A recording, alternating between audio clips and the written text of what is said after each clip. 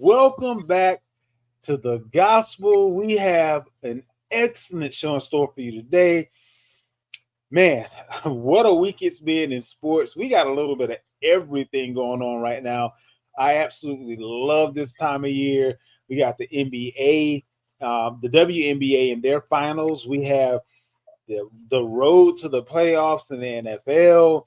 We have the playoffs in MLB. We have the preseason in the NBA.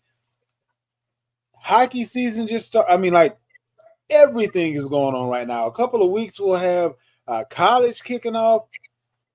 What more could you want as a sports fan? We're as happy now as we are sad when football season is over. So Ain't let's that the enjoy truth? it while we can. I'm your host, Zay. This is the gospel. I got my guy on with me, riding shotgun. BK wins. Holla at the people. Hey, y'all. Yo, so let's go ahead and kick it off. We got a lot to talk to you about today. What's the good word for the week, BK? Well, first, before I even get in that, Zay, I have breaking news. Okay.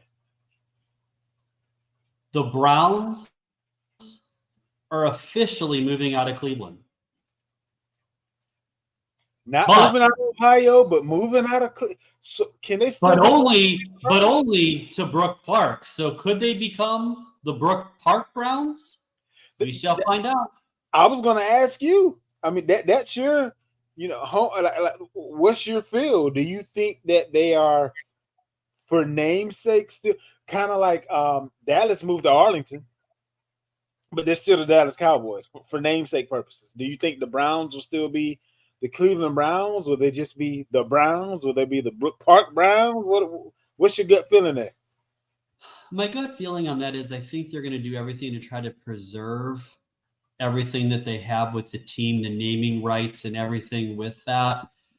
My gut tells me they'll keep the Cleveland Browns name and just move them to Brook Park, which will be right near the airport. There is going to be an amazing setup. And it'll be a much needed dome stadium, which is the other part that they needed.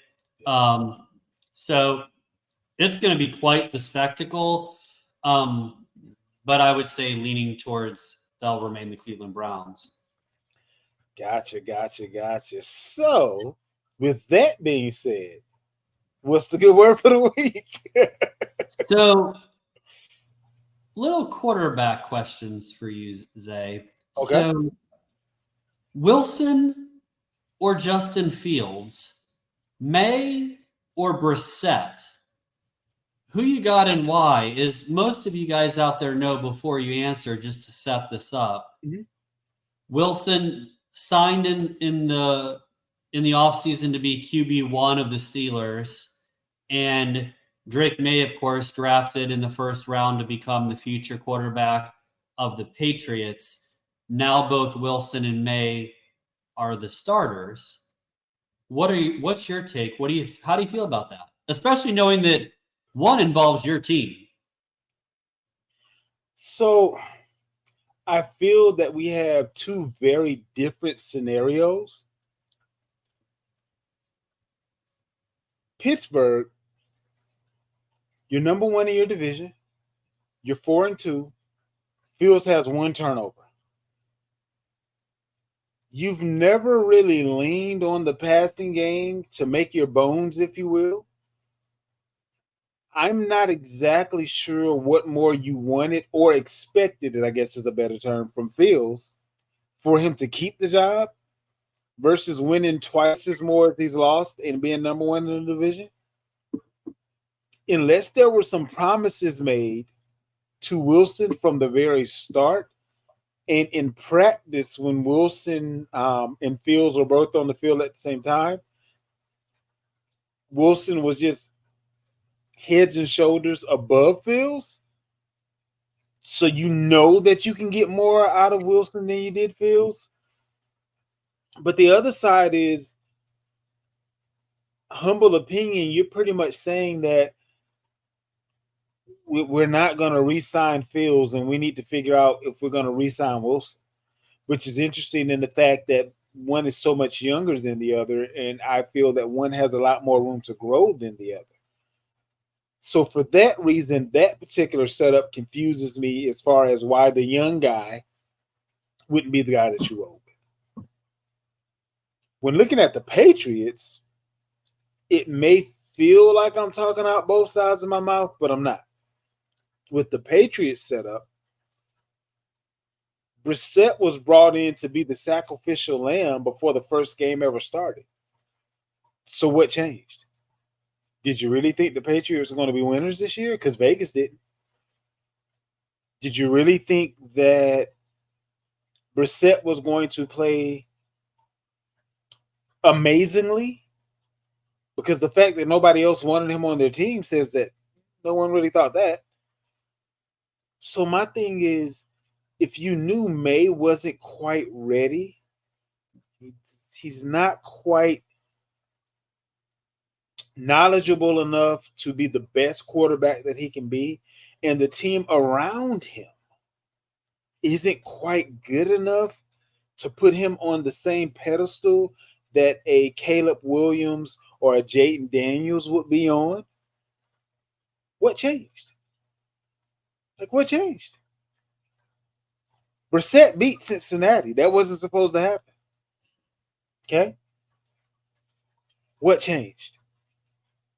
So with that being said, I think that the Patriots are making a monumental mistake in the fact that Drake May just had to go get an MRI on his knee. Why? Because he keeps getting hit every single play because we don't have an offensive line, which is one of the reasons why you weren't going to play him this year. So what changed? Like, I just don't understand why all of a sudden peer pressure gets to you in week 5 to make a wholesale change that we knew going into the season shouldn't be made. That's where I'm at with the two sides. So I agree with a lot of what you said. For the Steelers, definitely a different situation. So I'll start with them. The Steelers were very clear that Wilson was signed to be quarterback 1 and be the starter. I don't think that Fields did anything that warranted losing the job. Now, I will argue that he wasn't the reason that they were winning, but he also didn't do anything to lose it. And look, Fields is a game manager. I know people hate that, but that's the most accurate description for Fields. He didn't turn the ball over. He managed the game, and they played to their strength, which was their defense, special teams, and running game. And they were 4-2. Clearly, it was working well. And it literally took a last-minute loss touchdown by Dallas, so they'd be 5-1. So clearly, the plan has been going okay, or really well, actually. The thing that surprises me a little bit is Wilson didn't seem to have any kind of serious injury. So I'm confused why it took a month and a half to come back from whatever he was. You know, like the timing of it seems really odd to me. Like, why now? That piece, I think, may be a little bit more complicated. The reason I say that is Christian McCaffrey supposedly only had a calf injury. He's not back yet. These calf injuries, well, the calf is connected to the Achilles. And a lot of times they'll say calf versus saying Achilles. If you said Achilles, you take it a lot more seriously than if you said calf. But these calf injuries seems to be more of an Achilles injury than it is a calf injury. So that's the reason why I'm thinking Wilson. If it was just a literally a calf injury, we're talking 2 weeks. Had to be something deeper than that. Calf strain? No, it was something deeper than that. Matter of fact, that's the exact same terminology that they gave on Christian McCaffrey. Calf strain. And they ended up putting him on the IR. Exactly. And Wilson has been out long enough to have been put on IR. He's been out 6 weeks. Right. So. No, that's a good call out. That makes a lot of sense. as far as your Patriots, so the timing of this is also odd to me, which makes me think that this was a Robert Kraft call, that the owner came down and said, hey, I'm tired of watching this. So I know we had a plan, but I need to see Drake May. It's the only thing that makes sense of why the move would be made. And I got to tell you, I'm a little torn on this because on one hand, we knew that Brissett was the placeholder. The plan was to have May sit the whole year. They don't have a lot of offensive talent. The line is really non-existent. We're going to give Drake May a chance to sit, watch, learn, and be ready for 2025. That makes perfect sense. I will also say that overall, he looked pretty good last week, which I know isn't the point of the whole thing. How he looked isn't important in the grand scheme of things. But what I will say is the reason why I'm torn is, well, if it were me personally, I would have probably erred on sitting him for the season. But I do understand the argument to play him. And I say that because you learn by playing and getting the experience. And, look, I know some people, some quarterbacks, their careers got ruined by starting too soon and seeing shadows because they were always on their back or running for their lives, like David Carr and many others, right? So I get that. But, Troy Aikman started 1-15. Peyton Manning started out terrible. It all worked out for them okay. So I guess what I'll say is I'm okay with him playing. And you can never play somebody and be afraid of injury, right? Injuries are part of the game. You can't be afraid of it. But what I would say is I would be cautious about how we manage this now that he is playing quarterback. Like, just try to manage it as best you can. Here's the issue with that, BK. You kind of said two things that don't match up. Trying to manage it is actually admitting that you're going to get that boy's behind whooped. Like, I it's different when we have all the pieces that allow. Of course, you're going to start Caleb Williams. You put a line in place, you put talent in place around him to allow him to be the starter. Like, when we're talking about the Aikmans and the Mannings of the world, that was in the run first era of football. So the running game allowed them to still be out there as they were learning on the job, right? I would dare say that there have been more careers ruined by being put out there too early than there are success stories because they were put out there early, is all I'm saying. Yeah, but I think at the end of the day, you draft a quarterback because you need one and you want to play him. And what I meant by that is I can call it, if it were me and I was the offensive coordinator of the Patriots, I'm smart enough to devise a game plan that he still gets experience and can play, but minimizes the risk he's going to have to face by what I'm doing calling plays. Play action, short throws, roll out, bootleg. There's things that I can do, run the ball a little bit more. There's things that I can do to protect him versus have him throw 50 times and dropping back and opening him up to getting killed. Like, there's things that you can strategically do to kind of help that. So, next thing on the good word, still in the NFL, is this a must-win week for both the Bengals and the Jets? Both teams are sitting 2-4. The Jets go at Cleveland to face the woeful, struggling, dismal Browns. And the Jets have a big showdown in primetime against the Steelers. What do you think? Yes for Cincinnati, no for the Jets. At the end of the day, if you can't beat Cleveland, who can you beat? And on the other side of the coin, You have a big new toy there. Don't exactly know how everything fits together harmonically, and you're not going up against the best defense to figure it out. So I won't say that we know how the Jets look based on how they perform against that defense, but I can say that the Bengals won't look very good against anybody if they don't look good against the Cleveland Browns, who don't even have their number one receiver is their tight end, David Njoku. So yeah. So for me, I would say it's a must win for both. You can't in the AFC, you can't fall 2-5.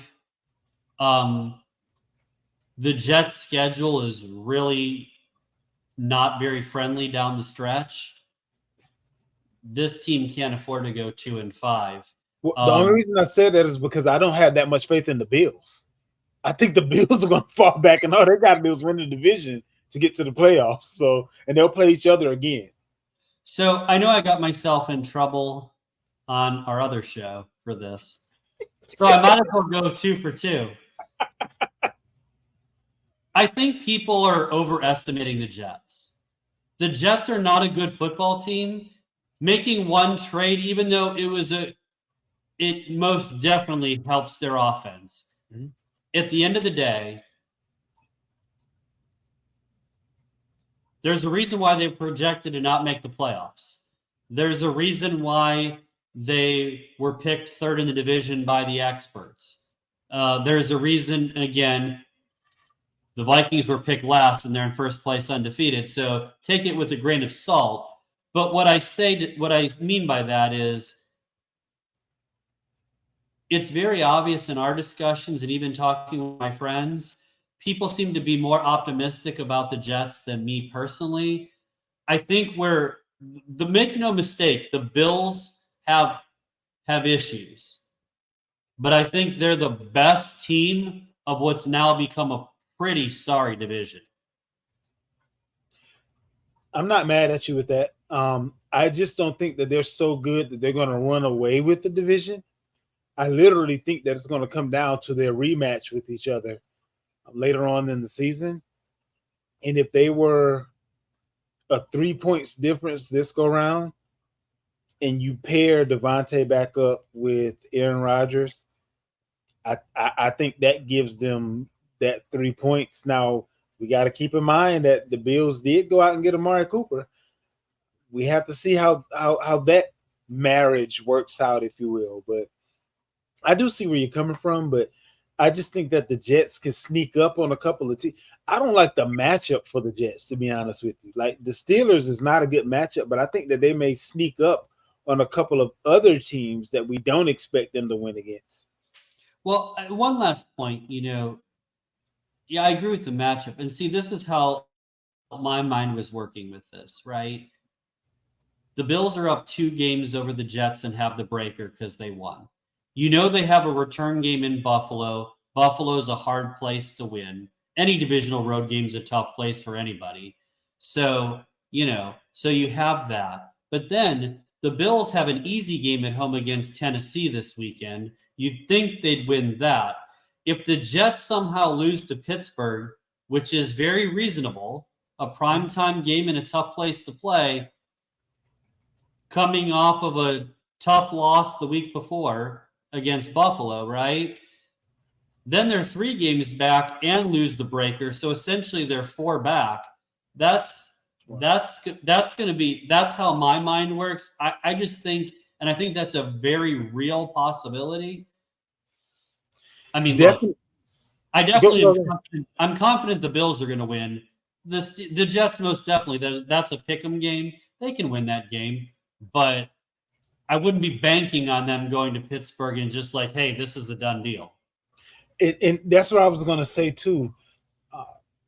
The rapport between Rodgers and Adams is a lot better than the rapport between Wilson and anybody else on that team. So we do have to keep in mind that the Jets have a top defense.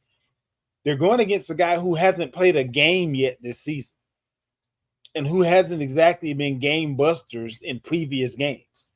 So I don't understand the Steelers' logic in playing Russell Wilson in this game. Like, I understand you're at home, The Jets are a top 5 defense.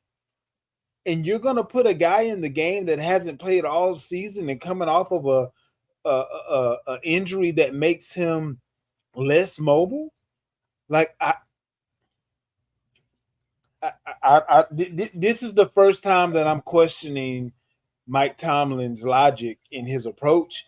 But to your point, if the Jets don't beat the Steelers at this stage, they're both in the AFC. So even though they aren't in the same division, good luck later on when everything is kind of gelling for the Steelers. So, yeah. What we got next? So turning our attention to college football, there's three, I think.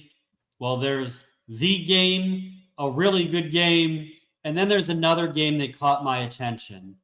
So Texas and Georgia clearly is going to draw the headlines, a top 5 showdown in Austin.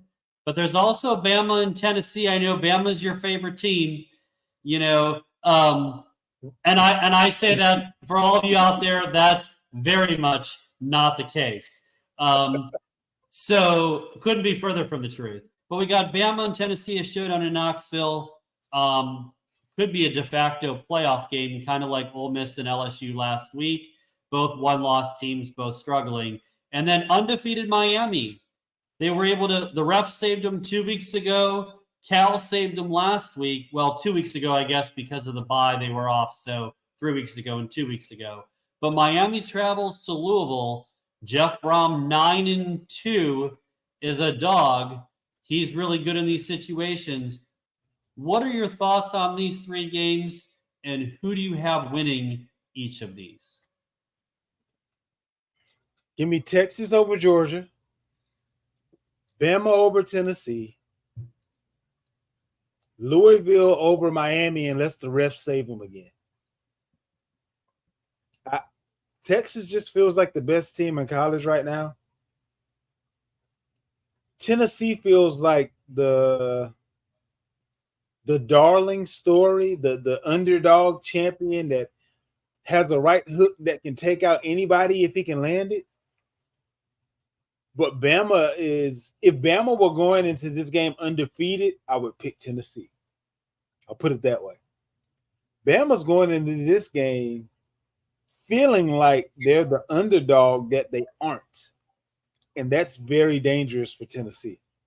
I think Bama's going into this game feeling as if they have to make an example out of Tennessee just to appease themselves. Forget the fans, forget the voters, the rankers. Just to build the confidence in themselves, they're going to have to beat Tennessee sound. So Texas, Bama, Louisville, Miami should have lost to several lesser teams. So if the refs don't bail them out, Louisville. So I like Texas in the showdown in Austin. I think Texas is the most complete team. The thing about Georgia, right, is, you know, it's the first time in, I think, 3 years Georgia's been an underdog. And if you really watch Georgia's the underdog in that game? Yeah, Texas is a 3.5-point home favorite. Okay. But Texas is at home. They're the better team. They have an SEC roster, you know, so they have the talent there. Their defense is actually better than people will give them credit for. They've held everybody under 13 points.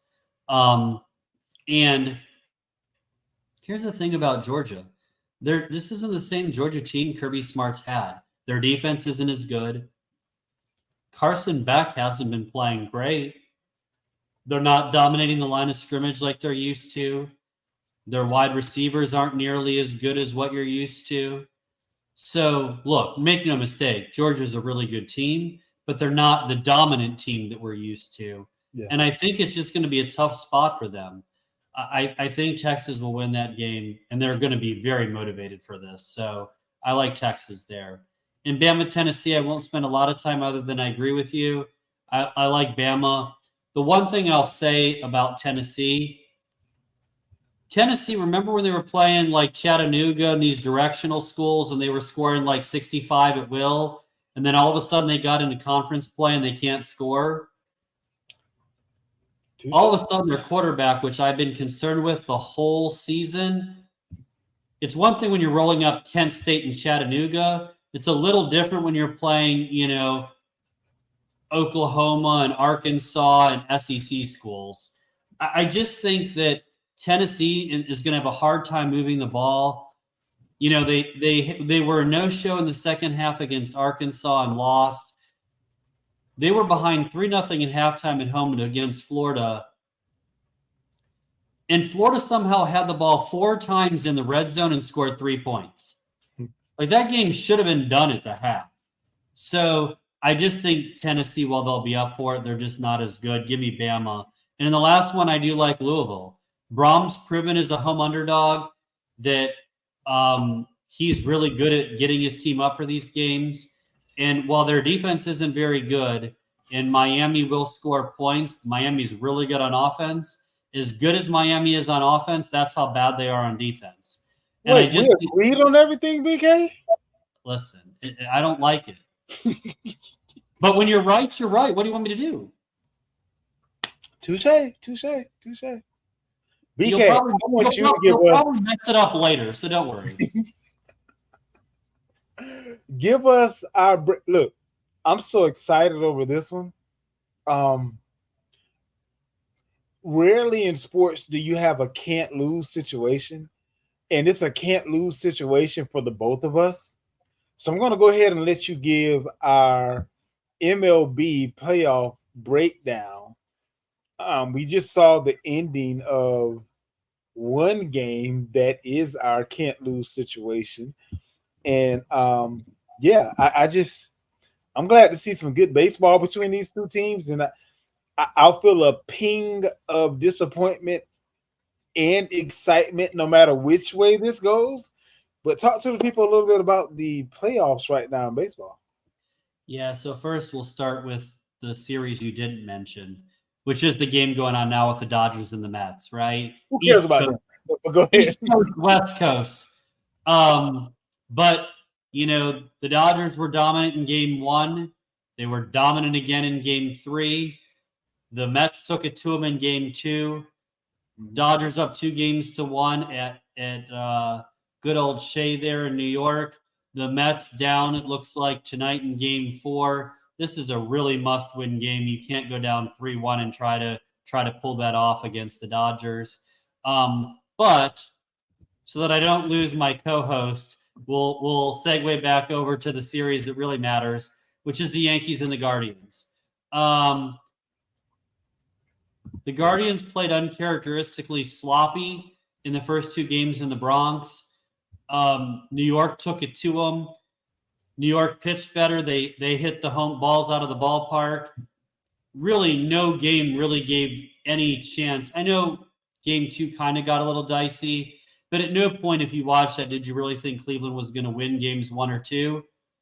What's interesting tonight is we finally had the first real game of the series where it was, and, the Guardians did everything right. They had the crowd behind them. They were up 3-1 in the 8th inning. They had their closer on the hill to shut it down. And Clase gave it up again. Judge back-to-back days with the 2-run home run, and Stanton gave them the lead. The Yankees were up 5-3 with 2 outs in the bottom of the 9th and nobody on. And the Guardians hit a double, a home run, and then won it in the 10th to save their season. It was a really, really fun game. And we both know, as I like to call it, the Prague, Progressive Field, the Prague was rocking after that. That was one hell of a game for sure. What is your feeling about all this? At the end of the day, like I said, the Yankees are my favorite team. The Guardians are my second favorite team. Couldn't care less whether the Dodgers or the Mets win. So, Let's go Yankees and Guardians and beat the crap out whichever one of you win. Beat the crap out of whichever one of them that wins. It's pretty simple for me. That's just where I am on it. Now, another series that how would I say? I don't know how to feel because neither team is my team. But the games have been phenomenal. Moving on over to the WNBA, I said that I thought the Liberty would be the team to win, but the Lynx have been like right there. And if not for a last second clutch Curry-esque three by Sabrina at the like literally at the buzzer, Minnesota will be in the lead of the series. 3 games played, 2-1 for the Liberty. I just don't know if that's sometimes there's a certain play that just propels you above the other team. I don't know that the Lynx can play better than they did in game 3 and to still lose that game. That has to hurt more than we could ever know.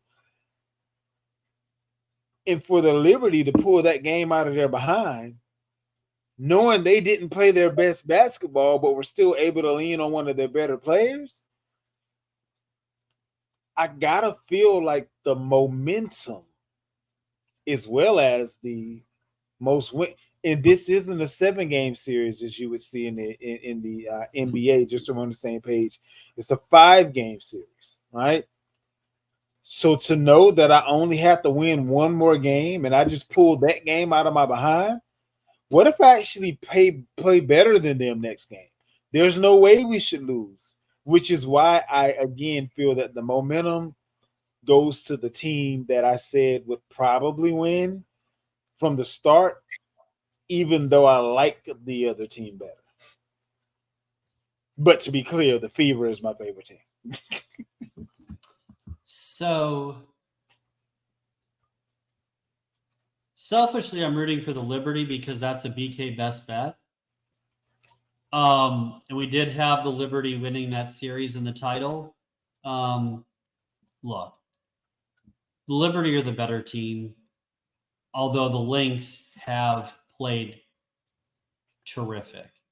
I think we talked about this in baseball, and I think this applies last night. The Lynx were at home. They played as well as they could play, and it still wasn't enough. That 3 was a dagger. And there's certain plays, and if I'm the Lynx and I'm trying to win the title, that's a game you have to have. Yeah. And the fact that they didn't get it, like the Liberty didn't play their best and they still won. And to me, that's what championship teams do. They find a way to win when they're not at their best because you can't play your best every game. And they didn't play great, but they made the plays in crunch time. And like I said, I don't know how Minnesota even though they'll be at home for game 4, I don't know how they come back from that because that was a gut punch of gut punches last night. Agreed. On to one of our favorite segments where we get to give you our truth and nothing but the truth. What we got up first? So, we're a little getting closer to almost halfway through the season in the NFL. So I'm going to ask you, in the AFC and the NFC, 7 teams make the playoffs in each conference. Who are your 7? Who you got? Start out with the AFC. The top half, a little bit more than the top half, is honestly pretty easy. I don't think there are going to be very many surprises. Kansas City, Houston, Baltimore, Buffalo, Pittsburgh. Then I have a toss-up. Well, I'll put the Chargers in there And then my toss up will be between the Jets and Indy. Um, and I'll talk about the elephant in the room that I didn't mention. The Bengals just don't look good to me this year. I don't know if it's because they had a lot to deal with in the offseason between Burrow recovering, their two top wide receivers uh, not being in camp due to contract issues, them moving on from Mixon and hoping that two, I'm sorry to say it, but lesser running backs will be able to fill his shoes. They just look very discombobulated, losing their OC to the Titans, who's now their head coach. That's a lot to overcome in an offseason. And I just don't know that they are playoff ready. So that's the team that I would say that isn't in my playoff view right now that probably would be in some people's, but I actually have more faith right now in the Jets and the Colts than I do in Cincinnati, unless they make a monumental turnaround and starting this week doing it. Go ahead and you want me to go ahead and go to the NFC, or are you going to give us your AFC? I'll give my AFC. Okay. So like you mentioned, right? I think six are pretty. I feel pretty solid in these six. The Chiefs, Texans, Ravens, Bills, Steelers, and Chargers. I think they're going to book their ticket to the postseason. It's really that seventh team. And the only way the Chargers get in trouble is if Herbert gets hurt, then that opens them up to a problem. But if he stays healthy, I like them. My seven, I'd be one of those in the camp where I'm gonna ride with the Bengals. Um, and I say that because not based on how they played this year, because God knows they've not been good. But you know, I trust anytime you have Burrow and Chase and Higgins. I just feel like, and they've done this before. They've gotten off to slow starts and then go on these runs. And just because it happened before doesn't mean it will happen again. But it's easy if I'm the coach Zach Taylor. It's easy for me to sell. Hey, we've already done this before multiple times. Why not again? It's a lot easier to make that argument for them than it is to try to get a team to who's never done it before believe that they can. That's the much harder sell. I think they're going to play well. Now, the Browns always give Burrow and the Bengals problems. The Browns have owned them. So, and the fact that it's a road game, this is a big game for the Bengals. Like I said, if they fall 2-5, this is such a big game. I think it will virtually eliminate their playoff chances if they lose. But if they lose to this Cleveland team, they don't deserve to go to the playoffs. I don't care what kind of run you go. If not Cleveland in general, but this Cleveland team, after giving up their number one wide receiver, and is Myles Garrett playing this week? See, I don't know about that. I don't know. So if you lose to this Cleveland team, you get whatever's coming to you. Yep. What you got in the NFC? NFC, we have the look. This is weird. This feels really weird because the stronger teams in the NFC this year are teams that were not supposed to be the stronger teams in the NFC. But the Vikings, the Falcons, the Commanders, the Lions, then it gets a little topsy-turvy. 49ers, Tampa Bay, Green Bay. And I think that Chicago's on the outside looking in at the end of the day based on Detroit, Green Bay, and Minnesota all getting in, understanding that they have to go up against those three teams, all of them, again. And they probably won't beat any of the three. Yeah, I like the Vikings, Falcons, Commanders, 49ers, Lions, Packers, and I have the Eagles in there. And the Eagles, I'm going to make the same argument that I made for the Bengals, which is this. The Eagles have played like trash. There's no other way to say it. They've not played well. But they have the talent to do it. And so, and as bad as it's been, apparently I drank the positive Kool-Aid today. Must have been the day off. but as bad as it's been for Philly, they're only a game out of first.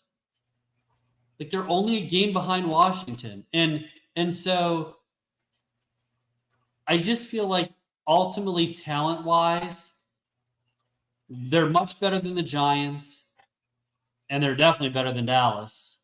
So I just feel like they're going to figure out their way either in the division or a wild card. So you like the Eagles over Tampa Bay? Yes. Okay. Although, and to be honest, I don't feel good about either one of them. Because I don't think Tampa Bay is really a playoff team, and I don't really think the Eagles are. But at this point, we have to put in 7, so somebody's got to be there. And so I guess I'm just going to trust. I think the Eagles have more talent, but I wouldn't be surprised if Tampa gets in. Like it's yeah. What we got up next in Our Truth and Nothing But the Truth? So back to college football. You know I like a little overrated, underrated. So my question to you, I'm going to give you 8 teams. Okay. And you are going to tell me if they're overrated or underrated. Gotcha. Bama. Way overrated. Miami. Way overrated. SMU.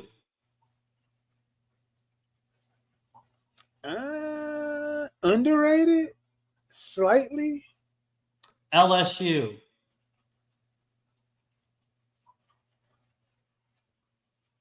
Overrated. Tennessee. Underrated. Iowa State. Underrated. BYU. Under. And last but not least, Clemson. I don't know. They've beaten some teams that aren't all that great. They've beaten a couple of teams that they were supposed to beat. But I think I'm going to have to put them on the underrated side based on the fact that people don't even look at them as being a contender. People aren't even looking at Clemson now as having a puncher's chance. They're just a team that beat up on some teams that they were supposed to. And I think that is just as dangerous as it was for Clemson to think that without getting better, that they were a contender. So I'm going to say underrated at this point. So my overrated, I have Bama for sure. Miami, they should have 2 losses. Mm-hmm. So Miami for sure. I think LSU's overrated. I mean, they lost to Southern Cal, who has 3 losses. They should have got beat by South Carolina, but a quarterback injury and really suspect refereeing saved them there. They got outplayed at home last week against Ole Miss at home and survived that game and won that one too. I just don't think they're a very good football team. They're basically doing it with smoke and mirrors. And look, Tennessee's overrated too. So guess what, SEC fans? You can send me all the hate mail you want, and that's fine.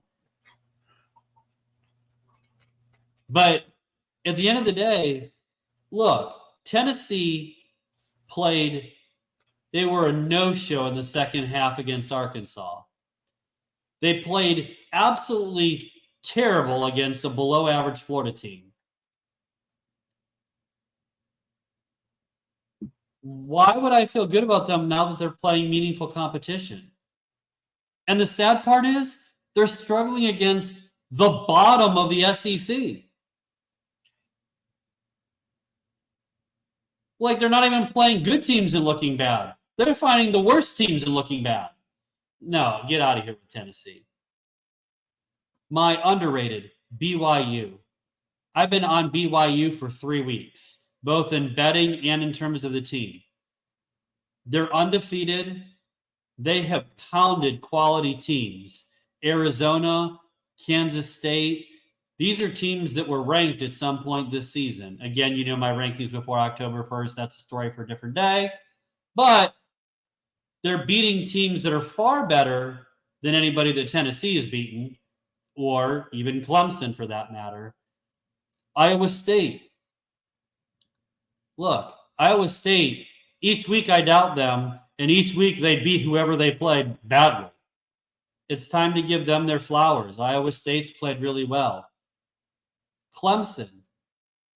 Look, they played an awful second half against Georgia, where they got absolutely railroaded. But they do what teams are supposed to do. Look, they played nobody good since that game, but they are absolutely demolishing everybody they play. And that's what good teams do. So I think they're underrated. And then SMU. I said this before the season started. And I know there was some rolling the eyes from some of my friends about SMU going to the ACC and now they're going to have to play real football and all this. They got a good coach. They got a really good quarterback. Their offense is really good. I'm telling you, SMU, I don't think they're as good as Clemson. In fact, they're not as good as Clemson. But they're a really good team. I think, and they're finally ranked. Give SMU credit. And moving on to our top 5 all-time picks of something. This week, it's words and phrases. What you got up first, BK? One of the things that I say all the time, number 5, it is what it is. Some people don't like that phrase, but I love it because it's true. It is what it is. So that's my number 5. What about you, Zay? My number 5 is plain and simple. The word bet. I use it all the time. It's akin to I understand. It's akin to amen. It's akin to okay. It's akin to, it's so many different words that it's the same as depending on how you're using it. You know, we're going to the bar tonight, bet. We're going to church tomorrow, bet. I don't feel good, so I'm not going to show up to the whatever, bet. The top 5 the top 5 all time for the week is words and phrases, bet. That's one of my favorites. So yeah, number 5 for me is bet. What's your number 4? Some music fans out there will love this, but you guys all know by now how positive I am about things. Number 4, don't stop believing. And the reason why I love that phrase is because it's kind of akin to it's not over till it's over, but don't stop believing. Don't stop believing in yourself. Don't stop believing in your family. Don't stop believing in things that are important to you. Don't stop believing in your goals. It's really, really important to stay the course. So that's my number 4. What do you got? I feel like my words and phrases are subpar in comparison to the fire that you're putting out there. But my number 4 is something else that's actually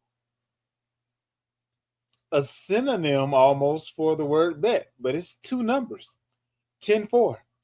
It just means I understand. We're on the same page, which is kind of the same as bet. Just an easy way for me to say, all right, let's keep it moving. Which is coincidentally my number 3. Moving on.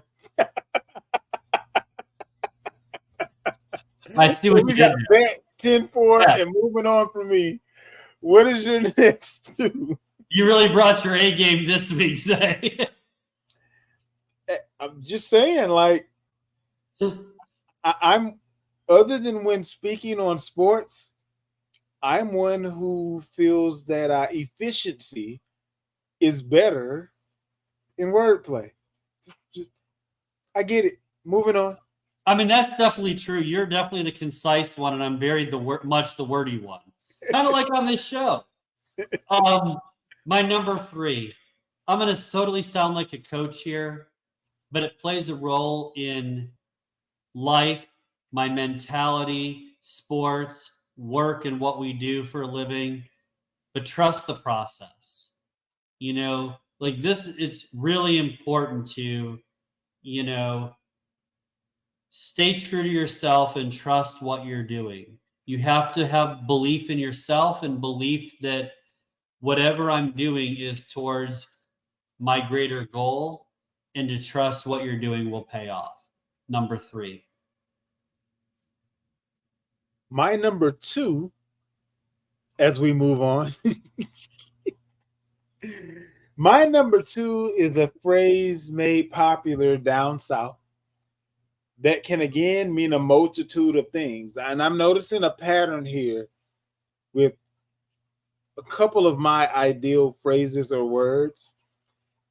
They can be used for several different situations. And this one is, and if you're not from the South, I'll explain, okay? It's all right now. All right now can mean several different things. If my kids are getting on my nerves and doing something that they shouldn't, all right now is a warning. If my favorite team just scored a touchdown, got a dunk 3-point, all right now, it means good job. If my wife walks out of the room in her date night dress and she's looking like a 10 out of 10, all right now, it means I see you. Same phrase, whole bunch of different meanings. But I don't have to add very many more things to my repertoire for everyone to know in each of those situations exactly what I mean. What's your number 2? My number 2, you all hear me say this all the time. This is why we can't have nice things. Touche. And actually, touche should have been on my list, but it isn't. So that's an honorable mention now that I think about it. What you got for your number 1 favorite words or phrases, Zay? No worries. I can mean it honestly and seriously, or I can mean it sarcastically. I usually get the latter. But either way, it's a nicer version of saying whatever.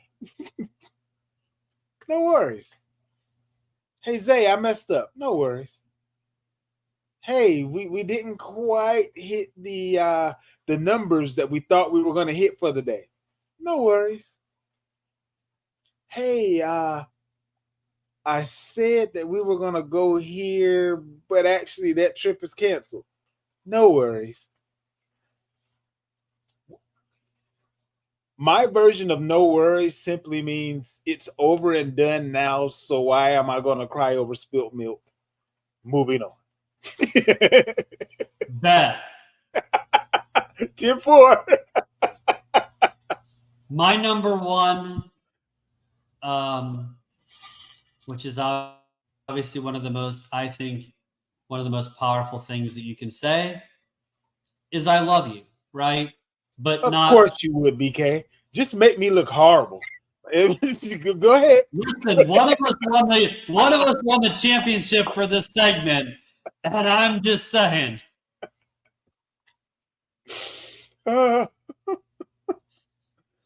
Hey, you can't go wrong with that one. That's the all-time great. Like, you can't go wrong with that. I lost horribly in this, and it isn't even a competition, but I lost horribly today. But the good news is there's always next week. This is true. Now, Let me get out my pad and pencil because I am on a roll, sir, between my picks and yours.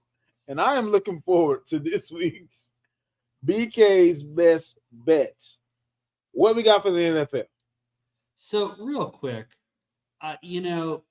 last week, and we normally don't revisit last week's results, but, really disappointed in the college ones last week because they went 1-2.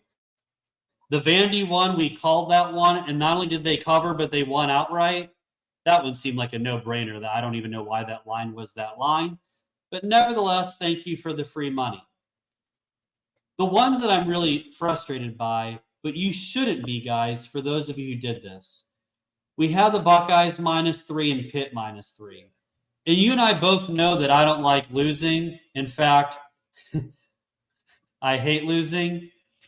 But here's what I'll also say.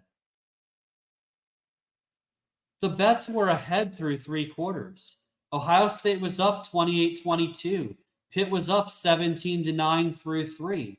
They were up 17-12 halfway through the fourth. So as bad as it was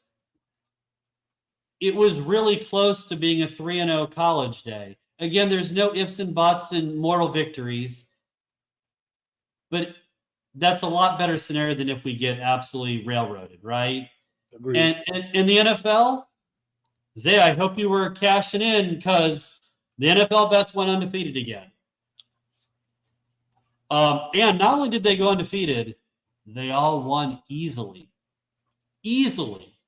You got to cash that ticket early. But that being said, last week's last week, on to this week. So some teaser bets this week because the lines aren't as great. And if you haven't learned anything from me so far during this show, sometimes we are very aggressive and we have 5, 6, 7, 8 plays. Sometimes we rein it in. So this is a rein it in week. I'll give you some things. Washington's a -8-point favorite at home. We're moving that line to 2. The Bills are an 8.5-point home favorite over the Titans. I like move that one to 2.5 as well. That's a great teasing opportunity. Take Washington and Buffalo to win by less than a field goal at home. That seems like a pretty easy play there. And then 2 more. I'm going to go with road teams. The Chiefs are a 2-point road underdog at San Francisco. Just to be safe, we'll move that to 8. Now, your guys are probably wondering, well, if I follow gambling and follow the professionals or the sharps, they call them, it's not ever great to be teasing a lot of games. It's better to bet them straight up because you need to win 2 games versus 1. But part of when you tease, you're crossing key numbers. Key numbers being likely final score differences, like 3 points, 4 points, 6 points, 7 points. So when you tease the goals to cross as many of those likely outcomes as you can. So if I have Kansas City at 2 and I move that to 8, I cross 3, 4, 6, and 7, which means for me to lose this bet, San Francisco has to beat Mahomes by double digits. Do you really think that's going to happen? So, and then I also like the Lions +8 on the road at Minnesota. This is a big game for both teams, bigger game for the Lions. And the Lions brought it against Dallas last week. I know back-to-back road games tough, but if you're looking to move the Lions, Washington -2, Bills -2.5, Chiefs and Lions +8. In college, we're moving BYU. Okay. Yes. 1 second. This has never been done before. I'm going to throw out a best bet. Real quick on the NFL. I love it. I love it. I got Washington when the teaser put it at 1.5. But I also got the Patriots at +11.5 going up against the Jaguars that can't seem to beat their way out of a wet paper bag. I do believe that the Jaguars will mess around in some kind of way, win this game. but I don't see the Jaguars offense beating the Patriots defense by 12 points or more. Yeah, honestly, it makes a lot of sense for a few reasons. One, Jacksonville finds new ways to lose each week. Patriots can win this game straight up. I mean, they really could. The second thing is, it crosses the key numbers, right? So you got the line was 5.5. You cross 6, 7, and 10 on your way to 11.5. It makes a lot of sense because even if they lose by 10 or 11, you still win. So yeah, no, it makes a lot of sense. And then because it was a teaser, I parlayed them to get back a few dollars.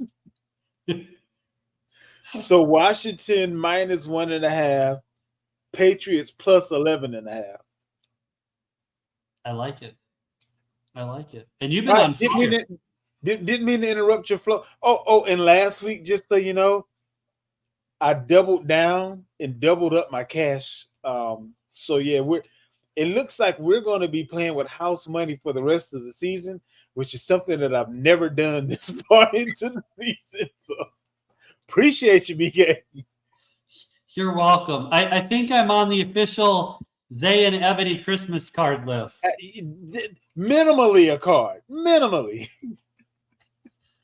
For college, again, I don't love the lines this week, so we're going to do a couple teaser plays. BYU's been killing everybody. They're at home. I know Oklahoma State's coming off a bye, the same Oklahoma State team that keeps getting railroaded at home. Why would I think they'd go to BYU and beat them? So I moved that line from 8.5 to 2.5. All I need is BYU to win by a field goal at home. They're going to win by double digits. But just to be safe, I kind of took the guesswork out of this. Give me BYU at home. Iowa State -7 with the teaser at home over an awful UCF team. They have quarterback issues. I don't know what's going on over there. They've lost 3 in a row. They've looked bad in all of them. Iowa State's undefeated and been rolling. Give me the Cyclones. And then last but not least, Indiana. Yes, we're talking about Hoosiers football. Undefeated. They're coming off a bye.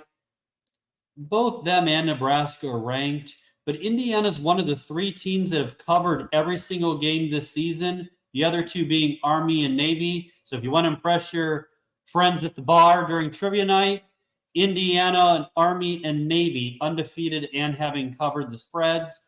Give me Indiana at home just to win. So those are kind of the teasers there. And then some not official plays, but we don't shy away from the top games, right? I like Texas to win at home -3.5 over Georgia. I like Bama -2.5 at Tennessee. I do like LSU -3 at Arkansas. Brian Kelly's like 16-5 is a favorite on the road in these kind of spots. He's proven to get it done. Arkansas kind of shot their shot beating Tennessee. You're not going to catch another team off guard like that. I think that LSU gets them.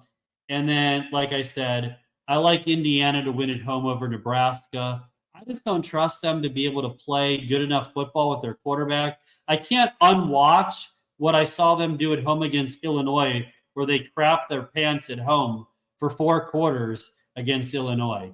Give me Indiana. Those are the 4 that I think that you need to be mindful of. In the last segment of the show, the can't miss weekly rants. BK, go ahead and start us out. What you got this week, buddy?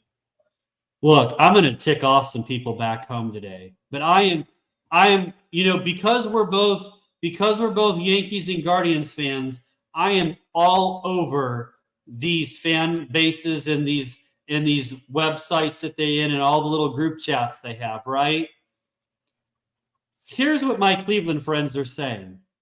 Every single time that Cleveland makes the postseason, they're like, we're going to win, we're going to win, we're going to win, believe land and all this stuff, right? And I love the passion. So then they play the Yankees, and the Yankees absolutely wiped them out in games 1 and 2. And all I kept hearing about and reading about and getting texts about, well, of course the Yankees won. They have like triple the payroll. So I'm confused. One, it's not the Yankees' fault that your owner has the money and doesn't spend it. That's not a Yankees problem. That's a Cleveland problem. Number two, you were confident you were going to win the series before this happened. And then only after you got your brains beat in, now all of a sudden the payroll is the issue. And rest assured, now that they won tonight, we're going to be back to, we got this, we got this. I told you we're at home. Please stop it. You can't have it both ways. All right. You had a good chance to win the series beforehand. You still have a good chance to win now. Winners don't make excuses. You win because you're the better team. You lose because you're not the better team. Don't make excuses. And that's the truth. Well, BK, my rant lends itself to your sentiments because I'm sick and tired of Ryan Day being one of the best coaches in college, but he can't win when it matters the most. It seems like we give him extra credit for beating up on teams that we should win against, but we go up against an Oregon. We go up against a Michigan for the last 4 years. We go up against whomever in the playoffs, and all I get is excuses. All I get is, but look at his record. If you can't win when it matters the most, then winning when it didn't really matter much at all, you don't get an additional pat on the back for. Humble opinion, your replacement is already in-house, and you better minimally make it to the championship game this year, or personally, I'm done with you, even if the AD there at Ohio State is not.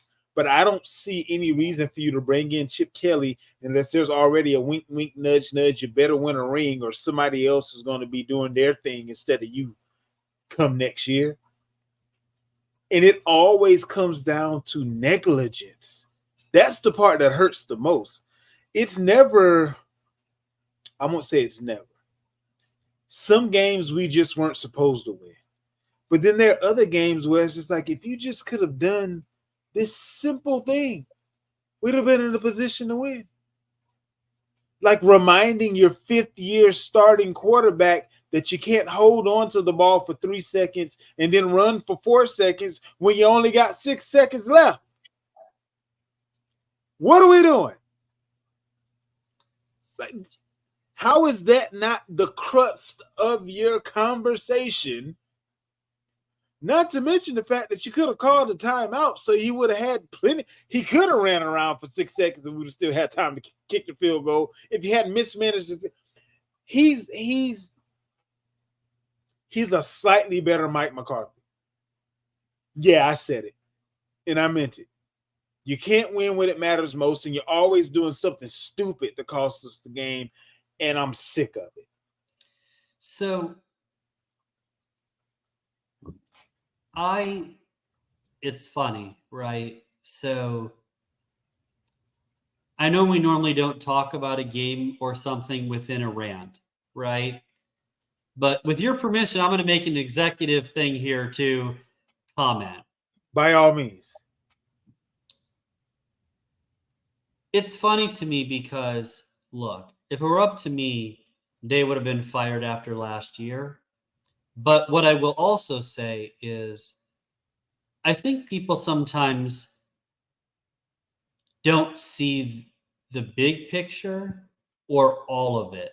And what I mean by that is there's a lot more going on in Columbus right now than just his coaching. What do I mean? Well, what was the biggest reason why Ohio State lost that game? Wasn't Defense. the offense. It was defense. And coincidentally, defensive coordinator Jim Knowles, who is an aggressive, more blitzing type coordinator, is getting overruled by the defensive line coach, Eddie Johnson. So you have conflicting situations where Knowles calls a defense and Johnson overrules them and decides not to pressure at all.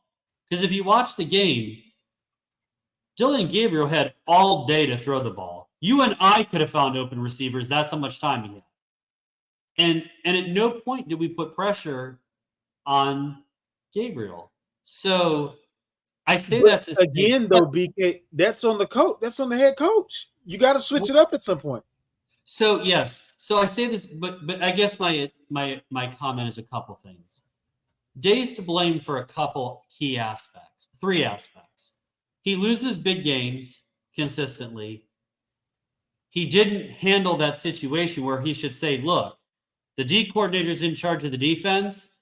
This is what we're doing what he says unless I overrule it. Right? And then the third part is you have a 5th-year starting quarterback. With a minute to go after completing a pass, how do you let 20 seconds go without calling timeout? Had you managed the clock better, you wouldn't have to worry about the last few seconds of the game because you would have managed it better, but they didn't. And so, but the one thing I will say in Day's defense, and again, I want him fired and he should have been fired, just to be clear.